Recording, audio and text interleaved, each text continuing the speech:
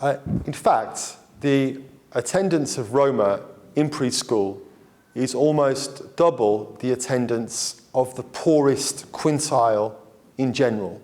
So the Roma, there have been some initiatives in areas of high Roma population that have enabled their attendance, and this is very good, and that will have a lasting impact on those children when they develop, when they enter primary and secondary school.